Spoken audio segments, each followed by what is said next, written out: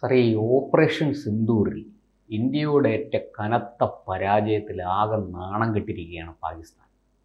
അവർ വിജയാഹ്ലാദമൊക്കെ മുഴക്കി അവരുടെ നാട്ടിൽ മധുര വിതരണം ചെയ്യുകയൊക്കെ ചെയ്തു. പക്ഷേ ഫലത്തിൽ അവർക്ക് ലോകം മുഴുവനും അറിഞ്ഞു പാകിസ്ഥാൻ്റെ ഈ നാണം കെട്ട തോൽവി.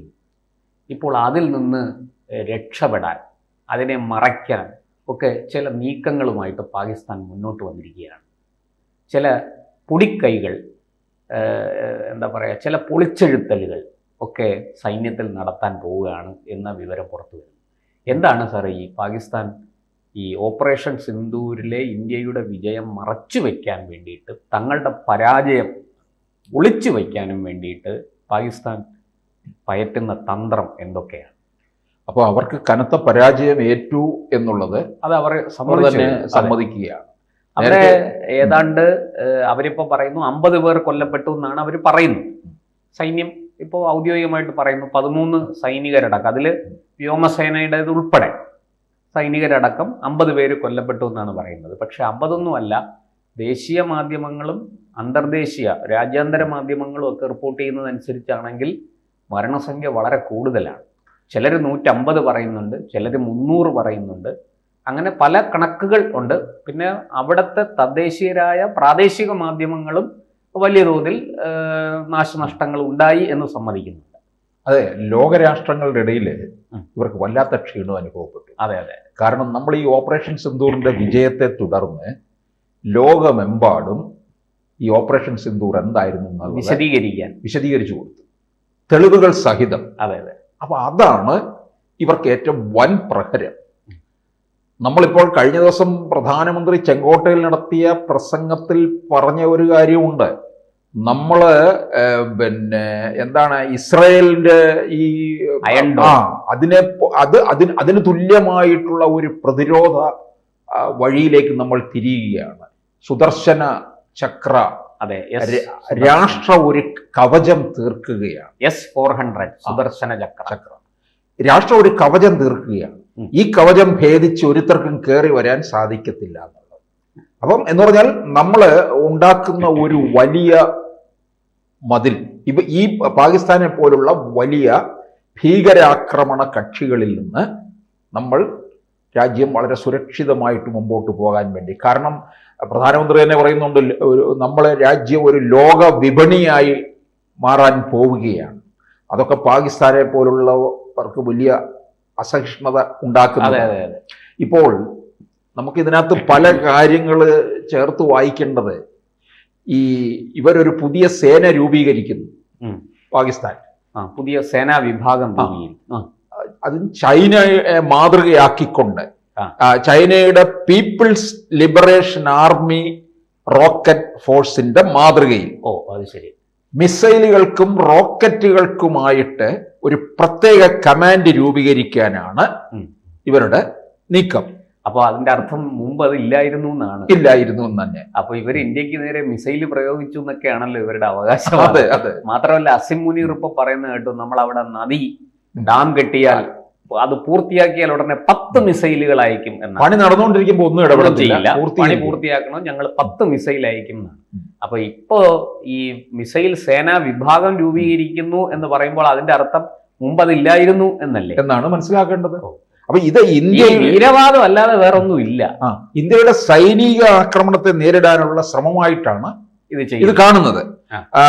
4 ദിവസം നീണ്ട സംഘർഷത്തിൽ വ്യോമാക്രമണങ്ങൾക്കായിരുന്നു നമ്മൾ മുൻതൂക്കം ഉണ്ടായിരുന്നത്. ഡ്രോണുകൾ, മിസൈലുകൾ എന്നിവ ഇരുപക്ഷവും വ്യാപകമായി ഉപയോഗിച്ചു. അതില് പാകിസ്ഥാന്റേത് മുഴുവനും ഭസ്മമാക്കി. അതെ സാറേ, മറ്റൊരു വിവരം കൂടി ഇത് സംബന്ധിച്ച് വരുന്നുണ്ട്. ഞാൻ കഴിഞ്ഞ ദിവസം ഒരു മാധ്യമത്തിൽ നിന്ന് കിട്ടിയ വിവരമാണ്. അതായത് ഈ നമ്മുടെ സേനാ വിഭാഗങ്ങൾ പുറത്തുവിട്ട വിവരങ്ങളെ വിശകലനം ചെയ്യുമ്പോൾ ഇന്ത്യൻ അതിർത്തിയിൽ നിന്ന് 314 കിലോമീറ്റർ അപ്പുറത്ത് ഉയരത്തിൽ സഞ്ചരിച്ചു കൊണ്ടിരുന്ന പാക് വിമാനം, ഉയരത്തിലല്ല, അപ്പുറത്ത് സഞ്ചരിച്ചു കൊണ്ടിരുന്ന പാക് വിമാനത്തെ ഇന്ത്യ വെടിവെച്ചിട്ടു. ഇന്ത്യൻ മിസൈൽ ആക്രമിച്ച് തകർത്തു എന്നാണ് പറയുന്നത്. മിസൈൽ ഉപയോഗിച്ച് ഇന്ത്യൻ സേന തകർത്തു എന്നാണ്. അപ്പോൾ ഇത്രയും അകത്ത് കയറി ആക്രമിക്കാൻ, മിസൈൽ ഉപയോഗിച്ച് ആക്രമണം നടത്താൻ ഇന്ത്യക്ക് സാധിച്ചു എന്നുള്ളതാണ്. പാകിസ്ഥാൻ വാസ്തവം പറഞ്ഞാൽ അവർ വരണ്ടുപോയി. കാരണം വെറുതെ അല്ല ഈ പാക് സേനാ മേധാവി അസിം മുനീറൊക്കെ ഓടി ബങ്കറിൽ പോയി ഒളിച്ചത്. അല്ല, ഇനി നമ്മൾ വേറൊരു കാര്യം കൂടെ മനസ്സിലാക്കണം. ഈ കഴിഞ്ഞ ഒരു മാസത്തിനിടയ്ക്ക് 2 തവണ അസിം മുനീർ അമേരിക്കയിലേക്ക് പോവുക. ഇതൊക്കെ ഇതിനകത്തൊക്കെ ചില നിഗൂഢ ലക്ഷ്യങ്ങൾ. ഇപ്പൊ ശരിക്കും മുനീർ സംസാരിക്കുന്നത് ട്രംപിന്റെ കൊട്ടേഷൻ വാങ്ങിച്ചിട്ട് അതിന്റെ ബലത്തിൽ നിന്ന് ഇന്ത്യയെ വരട്ടാൻ ശ്രമിക്കുകയാണ്. നമ്മൾ സാധാരണ നിലയ്ക്ക് നമ്മളെ നാട്ടിലൊക്കെ കാണാറുണ്ടല്ലോ, എന്തെങ്കിലുമൊക്കെ ഈ വീട് ഒഴിപ്പിക്കുക, കട ഒഴിപ്പിക്കുക, ഇതിനൊക്കെ കൊട്ടേഷൻ കൊടുക്കും ആൾക്കാർ. അപ്പോൾ ആ കൊട്ടേഷൻ ടീം ഇങ്ങോട്ട് വന്ന് വലിയ കാര്യത്തിൽ നെഞ്ചൊക്കെ വിരിച്ച് അവിടെ 4 തെറിയൊക്കെ പറഞ്ഞ് വലിയ ബഹളം ഉണ്ടാക്കും. അതുപോലെയാണ് അസിം മുനീർ ഇപ്പോൾ പെരുമാറിക്കൊണ്ടിരിക്കുന്നതെന്നാണ് പൊതുവെ ആൾക്കാർ വിലയിരുത്തുന്നത്. അല്ല, അസിം മുനീറിന് ഇത്തരത്തില് ഇപ്പം നമ്മളെ മേൽ ട്രംപ് ഈ തീരുവ ട്രംപിന് നേരിട്ട് നമ്മളെ പറയാൻ പറ്റാത്ത തെറിയെല്ലാം അസിം മുനീറിനെ കൊണ്ട് പറയിപ്പിക്കുന്നു. അപ്പോൾ ഈ തീരുവ ചുമത്തിയതും കാര്യങ്ങളും ഒക്കെ വെച്ചുകൊണ്ട് ഇന്ത്യയിൽ നിന്ന് അങ്ങ് അകലുകയാണ്. ഇവരും ഇന്ത്യയും അമേരിക്കയും തമ്മിൽ അകലുന്നു. അപ്പോൾ ഇത് വലിയൊരു അവസരമായിട്ടാണ് അസിം മുനീർ കാണുന്നത്. അപ്പോൾ അവരുടെ ഒരു പിൻബലത്തോടു കൂടിയ ഒക്കെ ആയിരിക്കാമോ ഇത്തരത്തിലുള്ള ഒരു പുതിയ സേന രൂപീകരിക്കുന്നത് എന്ന് നമ്മൾ അറിയേണ്ടിയിരിക്കുന്നു. പക്ഷെ എന്തായാലും ഇതൊക്കെ പാകിസ്ഥാന്റെ നാശത്തിലേക്കാണ് പോകുന്നത്. ഇവർ ഈ സേനയൊക്കെ ഉണ്ടാക്കിയിട്ട് അല്ലെങ്കിലോ അവിടെ കൊടും പട്ടിണിയിലും. അതാണ് ഞാനും ചോദിക്കാൻ വന്നത്. അവിടെ അരി വാങ്ങാൻ, ഗോതമ്പ് വാങ്ങാൻ പണമില്ല, കൃഷി നേരെ ചൊവ്വേ നടക്കുന്നില്ല, രാജ്യം കൊടും പട്ടിണിയിലേക്കും ദാരിദ്ര്യത്തിലേക്കും കൂപ്പുകുത്തിക്കൊണ്ടിരിക്കുകയാണ്. ആ സമയത്താണ് ഈ പറഞ്ഞതുപോലെ പുതിയൊരു സേനാ വിഭാഗം, അത് മിസൈലുകൾ കൈകാര്യം ചെയ്യാൻ പറ്റുന്ന ഒരു സേനാ വിഭാഗം രൂപീകരിക്കാൻ വേണ്ടി പാകിസ്ഥാൻ മുന്നോട്ട് പോകുന്നത്. ഇത് സത്യം പറഞ്ഞ ആത്മഹത്യാപരമല്ലേ എന്ന് എനിക്ക് ഇതിനകത്ത് ഈ അസിം മുനീർ അമേരിക്കയിൽ പോയതും ഒക്കെ നമ്മൾ മാത്രമല്ല ഗൗരവത്തിലെടുക്കുന്നത്, ലോകം മുഴുവൻ ഗൗരവത്തിലെടുക്കും. കാരണം ഇയാൾ ഭീഷണി മുഴക്കിയിരിക്കുകയാണ്, ഞങ്ങൾ തകരുമെന്ന് തോന്നിയാൽ പകുതി രാഷ്ട്രങ്ങളെ കൊണ്ടുപോകും. അതുകൊണ്ട് മറ്റുള്ളവരും കൂടി വളരെ ഗൗരവത്തിൽ, റഷ്യയും ചൈനയും ഒക്കെ വളരെ ഗൗരവത്തിലാണ്, ജാഗ്രതയോടെയാണ് ഇതിനെ നിരീക്ഷിക്കുന്നത്. പിന്നെ ഈ പാകിസ്ഥാന്റെ പൊതു സ്വഭാവം എന്താണെന്ന് നമ്മൾ ലോകത്ത് മുഴുവൻ അറിയിച്ചു കൊടുത്തു. ഇവരുടെ ഈ ഭീകരവാദത്തിന്റെ മുഴുവൻ ഉറവിടം പാകിസ്ഥാൻ അവിടെയാണ്. സാർ, അത് മാത്രമല്ല, ഇന്ന് ലോകം നേരിടുന്ന ആണവ ഭീഷണി, ഉദാഹരണത്തിന് ഇറാൻ എവിടെ നിന്നാണ് ഈ ആണവ സാങ്കേതിക വിദ്യ കിട്ടിയത്? അത് പാകിസ്ഥാന്റെ കയ്യിൽ നിന്നാണ്. പാകിസ്ഥാന് അമേരിക്കയിൽ നിന്ന് ആണവ സാങ്കേതിക വിദ്യ കുറേശ്ശെ ചോർത്തിയെടുത്ത് അമേരിക്കയുടെ സഹായത്തോടു കൂടി ഈ പറയുന്നതൊക്കെ അവിടെ ചെയ്തു. അതാണല്ലോ കിരാന കുന്നുകൾ നമ്മൾ ആക്രമിച്ചപ്പോൾ അമേരിക്കയ്ക്ക്, ട്രംപിനും വെടിപൊട്ടിയത് അതുകൊണ്ടാണല്ലോ. ഈ പാകിസ്ഥാന്റെ കയ്യിൽ നിന്ന് ഇറാനിലേക്ക് അത് കിട്ടുകയും അതുപോലെ തന്നെ പാകിസ്ഥാനിൽ നിന്ന് ഉത്തര കൊറിയയ്ക്ക് അത് കിട്ടുകയും ചെയ്യുന്നതായിട്ട് ഇന്റലിജൻസ് റിപ്പോർട്ടുകളുണ്ട്. ഈ അമേരിക്ക സത്യത്തിൽ ഈ ഉത്തര കൊറിയയോടും ഇറാനിനോടും ഒരുപോലെ അമേരിക്ക ഒരു വിരോധം കാണിക്കുന്നതിൻ്റെ കാരണം ഈ 2 രാഷ്ട്രങ്ങളുടെയും കൈവശം ആണവ സാങ്കേതിക വിദ്യ എത്തി എന്നതാണ്. അതൊരു വലിയ ഭീഷണി തന്നെയാണ്.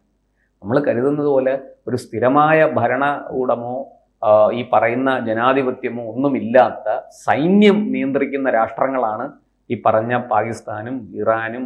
അല്ലെങ്കിൽ മതരാഷ്ട്രമാണ് ഇറാൻ, സൈന്യം നിയന്ത്രിക്കുന്ന മതരാഷ്ട്രമാണ് പാകിസ്ഥാൻ. അതുപോലെ ഉത്തര കൊറിയ വലിയ രീതിയിലൊരു ഏകാധിപത്യ സ്വഭാവമുള്ള ഒരു കമ്മ്യൂണിസ്റ്റ് രാഷ്ട്രമാണ്. അപ്പോൾ ഇവരുടെയിലൊക്കെ ആണവ സാങ്കേതിക വിദ്യ കിട്ടിയാൽ അത് ലോകത്തിന് വലിയ നാശമുണ്ടാക്കുമെന്നാണ് പൊതുവെ കരുതുന്നത്.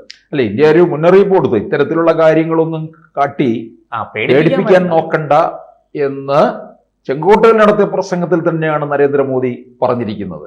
പക്ഷേ എന്നാലും നമ്മൾ രാജ്യം ഇവരുടെ ഈ ഇത്തരത്തിലുള്ള നീക്കത്തിൽ കനത്ത ജാഗ്രതയിലുമാണ് നിൽക്കുന്നത്.